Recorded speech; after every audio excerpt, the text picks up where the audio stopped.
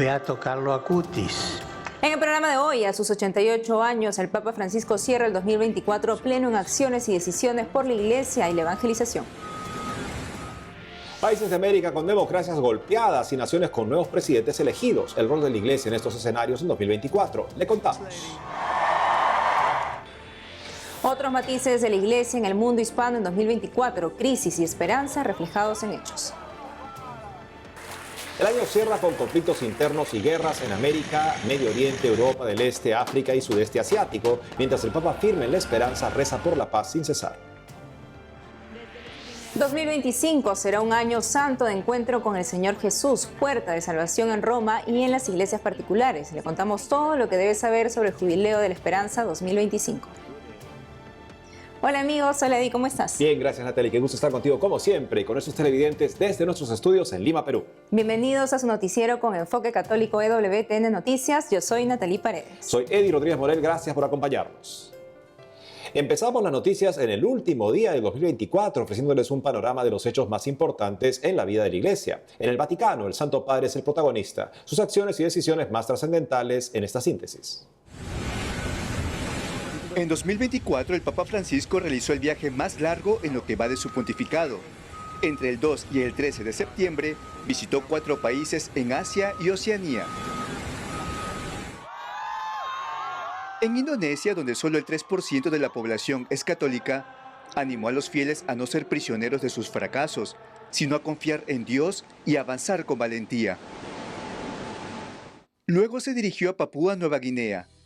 Luego de San Juan Pablo II, Francisco es el segundo pontífice en visitar esta nación. Allí exhortó a los cristianos a no reducir jamás la fe a ritos y preceptos. Tras un multitudinario encuentro con alrededor de 10.000 jóvenes, el Papa Francisco partió a Timor Oriental, país en cuya independencia la Iglesia tuvo un rol importante. Reunido con el clero, el Papa recordó que jamás el sacerdote debe aprovecharse de su oficio, sino que siempre debe ser signo de la misericordia de Dios. La última nación en visitar fue Singapur, donde los católicos sufrieron gran persecución durante la Segunda Guerra Mundial. En este país de estado secular, multiétnico y multirreligioso, el pontífice pidió a las autoridades que las tecnologías digitales y la inteligencia artificial deben acercarnos unos a otros y no aislarnos en una realidad ficticia. El Sínodo de la Sinodalidad en octubre fue otro de los eventos importantes en el Vaticano. Además de obispos de los 5 continentes, participaron laicos y 45 mujeres con derecho a voto. Un diaconado femenino quedó descartado por el momento y se demandó una mayor presencia de laicos en las asambleas sinodales, como parte de las conclusiones. En un hecho sin precedentes, el Papa Francisco aceptó el documento completo y no publicó ninguna exhortación apostólica. El texto ya se considera como parte del magisterio de la Iglesia Católica. En octubre, el Papa publica la encíclica Dilexit Nos, o Nos amó, a tono con el aniversario número 350 de la revelación del corazón de Jesús a Santa Margarita María Alacoque. El documento trata sobre el amor divino y humano del corazón de Jesucristo. Tiene 5 capítulos y una conclusión. Solo el amor de Cristo hará posible una nueva humanidad. Canonizzerò il Beato Carlo Acutis. En noviembre, el Papa Francisco anuncia que el Beato Carlo Acutis, el influencer de Dios, será canonizado durante el Jubileo de los Adolescentes del 2025, el domingo 27 de abril, en la Plaza de San Pedro. Asimismo, se informa que el Beato Pier Giorgio Frassati, joven deportista y servidor de los pobres, será canonizado durante el Jubileo de la Juventud en Roma, entre julio y agosto del próximo año. El Papa también aprobó la canonización de Sor María Troncati, hija de María Auxiliadora, que evangelizó en la selva amazónica de Ecuador a los nativos. Para plantar en aquella selva el reino de Dios. El 7 de diciembre fueron creados 21 nuevos cardenales, 5 de ellos de Sudamérica. En Brasil, el nuevo cardenal es Monseñor Jaime Spengler, arzobispo de Porto Alegre. Es presidente de la Conferencia Nacional de Obispos de Brasil y del Consejo Episcopal Latinoamericano, CELAM. Para Ecuador, el Papa creó cardenal a Luis Gerardo Cabrera Herrera, arzobispo de Guayaquil, y presidente del episcopado ecuatoriano. Es un firme defensor de la vida y la familia. En el Perú, el nuevo purpurado es Monseñor Carlos Castillo Matasoglio, arzobispo de Lima. Es miembro ordinario de la Pontificia Academia para la Vida desde octubre de 2022 y coordinador del proyecto Hospitales de Campaña en América Latina en el CELAM. El Santo Padre también tuvo presente a Chile, designando en el cardenalato a Fernando Chomalí, arzobispo de Santiago y máster en bioética. Una de sus obras en concepción fue la Fundación Lavandería Industrial 21, que emplea a personas con síndrome de Down. El pontífice nombró cardenal en su tierra natal a Monseñor Vicente Bocalic Iglic, arzobispo de Santiago del Estero. Es religioso vicentino y primado de la Iglesia en Argentina. Una iglesia sinodal. Con los nuevos cardenales creados en los diferentes continentes, hoy son 140 purpurados electores los que podrían asistir a un eventual cónclave para designar al nuevo Papa. Una cifra récord según los vaticanistas. La Iglesia observa la política desde donde parten las decisiones más importantes para la vida de un país, determinantes para el bienestar o la desgracia de sus habitantes. Este 2024, ¿cuál fue el rol de la Iglesia en los países de América con democracias golpeadas y naciones con nuevos presidentes elegidos? Aquí le contamos. Nicaragua. El 13 de enero los obispos Rolando Álvarez e Isidoro Mora, 15 sacerdotes y 2 seminaristas son deportados hacia el Vaticano por el dictador Daniel Ortega. Todos despojados de su nacionalidad. Monseñor Álvarez cumplía prisión condenado a 26 años en juicio legal. En noviembre, la cuestionada reforma de la Constitución de Nicaragua, que aumenta el poder de la pareja presidencial, incluye medidas contra la libertad religiosa al ordenar que las congregaciones u otras entidades se mantengan libres de influencia o control extranjero y prohibir reuniones o manifestaciones públicas que consideren alertan el orden público.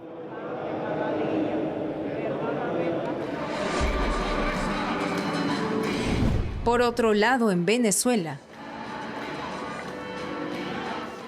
el 7 de julio, las tensiones políticas no opacaron la fiesta por la renovada consagración del país al Santísimo Sacramento del altar, realizada por primera vez hace 125 años.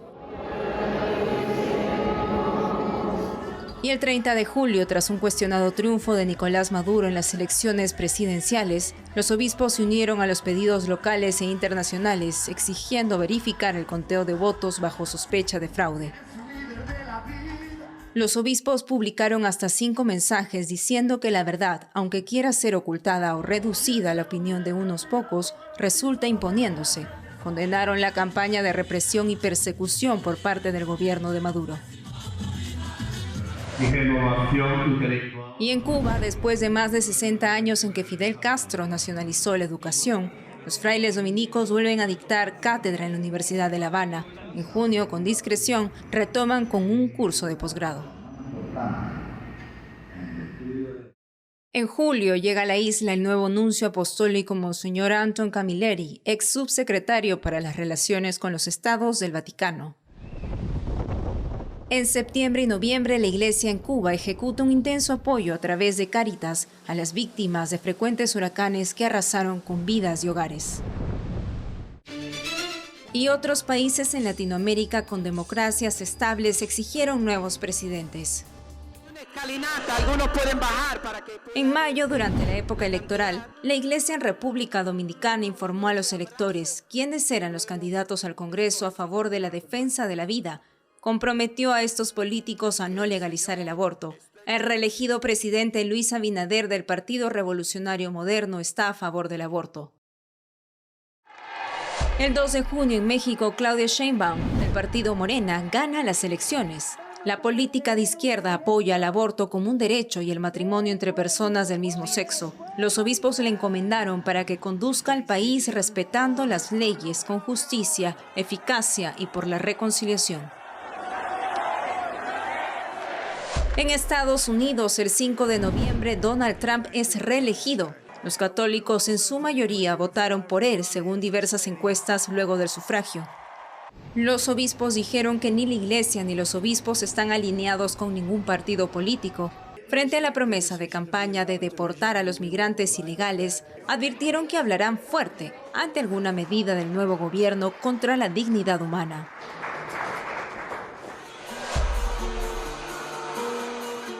El 24 de noviembre en Uruguay, el agnóstico Yamandu Orsi gana las elecciones presidenciales. Su partido, Frente Amplio, coalición de grupos de izquierda, gobernó Uruguay en 3 ocasiones. En estas gestiones se promulgaron las normas que legalizaron el aborto, el consumo de marihuana y el matrimonio entre personas del mismo sexo. Ante este panorama que no cambiará, los obispos ahora tienen como caballo de batalla impedir la eutanasia, cuya legalidad está en debate.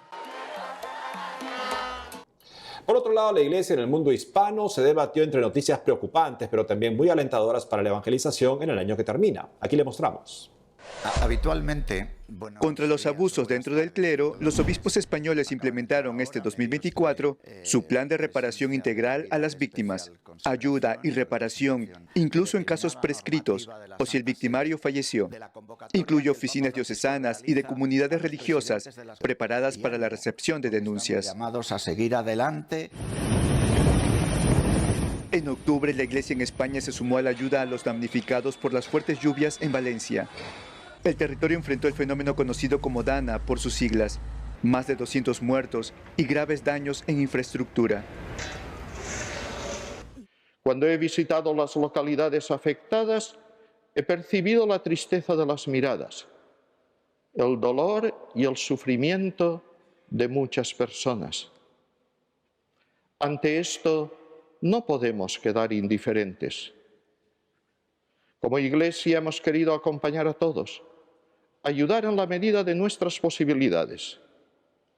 Lo hemos querido hacer y lo continuaremos haciendo mientras sea necesario. Argentina, 7 de septiembre. El Papa Francisco dispuso el cambio de la sede primada. De Buenos Aires pasó a Santiago del Estero. Según la historia, Santiago del Estero fue la sede de la primera diócesis del actual territorio argentino. Santiago del Estero también es llamada Madre de Ciudades y Madre de Iglesias, por ser la ciudad más antigua de Argentina.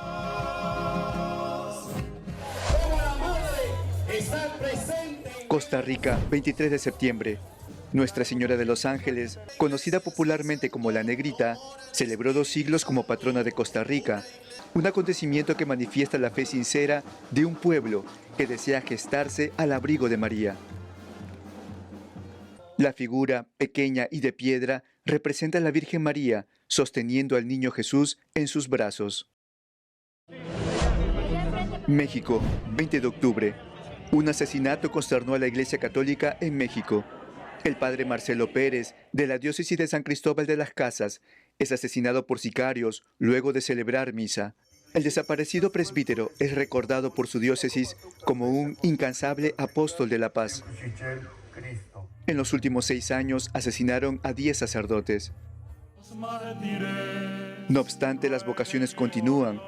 En mayo fueron ordenados 32 clérigos y 12 diáconos en el Santuario de los Mártires Mexicanos en Jalisco. Estados Unidos, julio. Decenas de miles en la clausura del Congreso Eucarístico Nacional de Indianápolis. La multitud rezó por un nuevo Pentecostés de la Iglesia en este país. El cardenal Luis Antonio Tagle, enviado especial del Papa Francisco para el evento, dijo que el Santo Padre deseaba que el gran acontecimiento de varios días conduzca a los fieles a la conversión a la Eucaristía.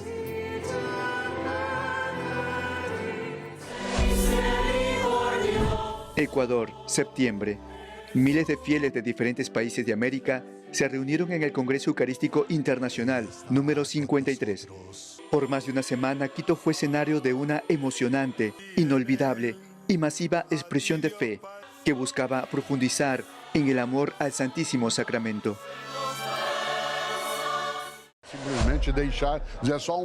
En Brasil, más de 2 millones de feligreses se volcaron a las calles de Belén do Pará para manifestar su amor a Nuestra Señora de Nazaret, la Reina de la Amazonía. Muchos devotos prometen hacer todo el recorrido agarrados a la soga. No es fácil, hacen grandes sacrificios. De rodillas, millares de devotos también siguen la procesión, que recorre 3 kilómetros durante 5 horas. Hacemos una pausa y al volver. El año cierra con conflictos internos y guerras en América, Medio Oriente, Europa del Este, África y el sudeste asiático, mientras el Papa firme en la esperanza reza por la paz sin cesar. Además, 2025 será un año santo de encuentro con el Señor Jesús, puerta de salvación en Roma y en las iglesias particulares. Le contamos todo lo que debe saber sobre el Jubileo de la Esperanza 2025. Volvemos con más noticias con Enfoque Católico.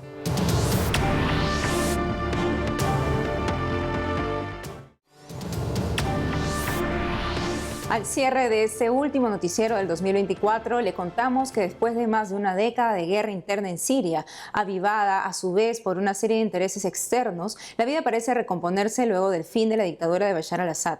Con esperanza, pero a la vez vigilantes, permanece la minoría cristiana ante el nuevo gobierno islamista y con raíces en el grupo terrorista Al-Qaeda. ¿Por cuáles otras naciones reza el Santo Padre para que alcancen la paz? Le contamos. Gaza. Desde el 7 de octubre de 2023, más de 40.000 palestinos muertos en Gaza por parte de Israel y más de 100 rehenes israelíes en manos de los terroristas de Hamás. La Sagrada Familia es la única parroquia católica en Gaza y lugar seguro para más de 500 entre cristianos y no cristianos. Rechazan dejar el lugar a pesar de la tensión y la orden de evacuar del ejército israelí, según el párroco argentino Gabriel Romanelli. Desde el Vaticano, el Papa Francisco pide investigar si lo que sucede en Gaza es un genocidio.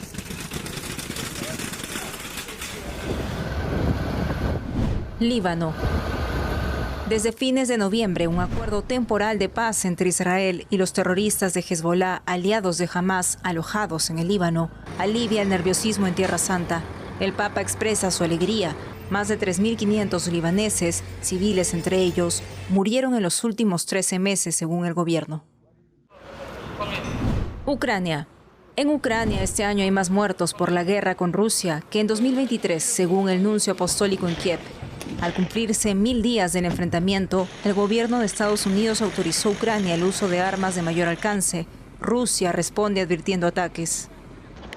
A más de 2 años del sangriento conflicto por la invasión de Rusia a Ucrania, el Papa no deja de rezar por la paz y enviar apoyo material a las víctimas civiles a través de sus organizaciones de ayuda. Myanmar. En Myanmar, sudeste asiático, sacerdotes y religiosos permanecen con los fieles que huyen de las ciudades al campo o a las montañas, atemorizados por el enfrentamiento entre el gobierno militar y opositores. Desde hace 3 años no cesan los ataques con consecuencias sobre la población, por lo cual el Santo Padre reza en forma constante.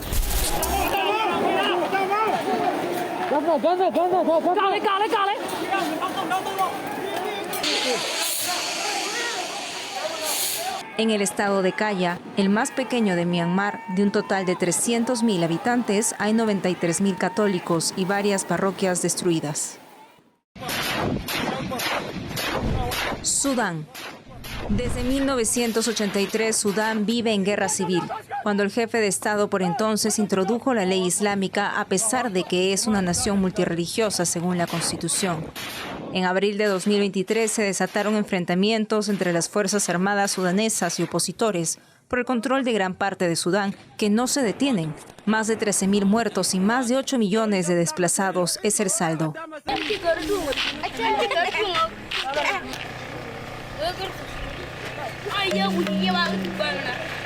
A pesar de la guerra civil, la Iglesia sigue ahí, apoyada por los pedidos de paz y oración del Papa. Haití. En Haití, la crisis política no termina desde 2019, en que cae en desgobierno. En las calles, bandas criminales desestabilizan a las autoridades de transición.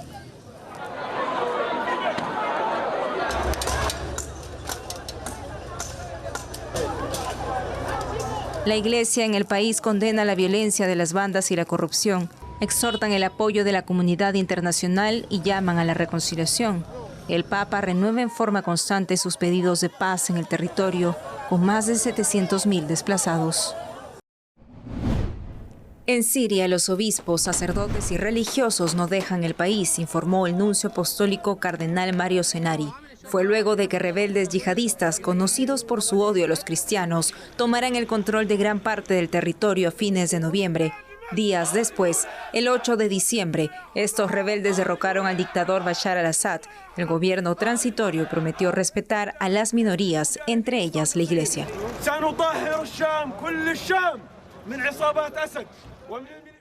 El 2025 será un año santo de encuentro con el Señor Jesús, puerta de salvación en Roma y en las iglesias particulares. Nuestra corresponsal Paola Arriaza nos cuenta todo lo que debe saber sobre el Jubileo de la Esperanza 2025. El Papa Francisco anunció que este 2025 será un año jubilar, una ocasión que solo ocurre cada 25 años. El tema de este jubileo es peregrinos de esperanza. Dentro de un mundo agobiado por las guerras, el pontífice ha querido subrayar la necesidad de recuperar la fuerza y la certeza en un futuro. Necesitamos particularmente la esperanza y por eso es un gran mensaje profundo que habla al corazón de los creyentes y que es universal, habla a toda la humanidad. Desde los primeros años de la Iglesia, el jubileo se convocaba para restablecer la relación con Dios, con las personas y con la creación. En ese entonces implicaba el perdón de las deudas o la restitución de los terrenos enajenados. Este año el pontífice ha hecho un llamado a los países con mayores riquezas a reducir sustancialmente o incluso a cancelar la deuda de países pobres, como un acto de justicia por este año jubilar. Dentro de la Iglesia, el año jubilar es un periodo en el que se facilita el perdón de los pecados más graves y se ofrece ayuda para la reconciliación. Durante este año se conceden indulgencias plenarias. En el documento que anuncia el tiempo jubilar, la bula de convocación del jubileo, el Santo Padre ha querido detallar que estas indulgencias permiten descubrir cuán ilimitada es la misericordia de Dios. Los peregrinos podrán conseguir la indulgencia tras emprender una peregrinación hacia cualquiera de las 4 basílicas papales mayores en Roma, en Tierra Santa o en otras circunscripciones eclesiásticas de otras partes del mundo. También podrán recibir la indulgencia aquellos que emprendan obras de misericordia, como visitar a los enfermos, a los encarcelados o a los ancianos en soledad. Otro signo muy importante del jubileo son las puertas santas que los peregrinos están llamados a atravesar en este año como símbolo de un nuevo camino de conversión. Las primeras 4 se ubicarán en las 4 basílicas papales: San Pedro, Santa María la Mayor, San Juan de Letrán y San Pablo Extramuros. La apertura de la Puerta Santa en el Vaticano tendrá lugar el 24 de diciembre, dando inicio al jubileo. Este año el Papa quiso añadir una más, que estará ubicada en la cárcel de Revivia Nuevo Complejo. La ciudad eterna espera la llegada de más de 32 millones de peregrinos, por lo que el Ayuntamiento de Roma ha puesto en marcha diversas iniciativas para adaptarla a los nuevos visitantes. Ci sono tantissimi interventi naturalmente per la viabilità, per la mobilità. Hay muchas intervenciones, por supuesto, para el sistema vial, para la movilidad, para intentar mejorar el transporte en Roma, para intentar rehacer nuestras calles y hacerlas más decentes, en definitiva. Pero también hay intervenciones que tienen que ver con la modernidad. Por ejemplo, una que me importa mucho: estamos cubriendo toda nuestra ciudad con una conexión 5G para tener más potencia de transmisión en los teléfonos móviles. Ante todo porque hoy, sin esta tecnología, cuando hay eventos con mucha gente, ya no hay línea, no hay señal. Non c'è più la linea, non c'è il campo. Los principales eventos de este año comenzarán con el Jubileo de la Comunicación del 24 al 26 de enero. En febrero será el turno de los artistas, la policía, el ejército y los diáconos. Estos encuentros temáticos abrirán paso a ciertos grupos para participar de la Iglesia. En marzo acudirán los voluntarios y el personal sanitario. Al final de abril tendrá lugar la canonización de Carlo Acutis en el Jubileo de los adolescentes. Trabajadores y empresarios tendrán su jubileo en mayo, así como las familias y los niños, mientras que en junio serán los movimientos, nuevas comunidades, deportistas y gobernantes.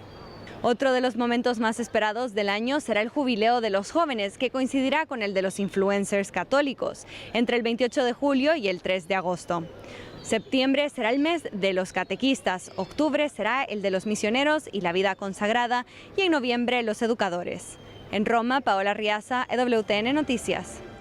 Amigos, hemos llegado al final del programa. Gracias por habernos acompañado durante todo este año. Nos pueden seguir en las redes sociales y también por Radio Católica Mundial en nuestro programa Más que Noticias con un servidor. Hasta entonces.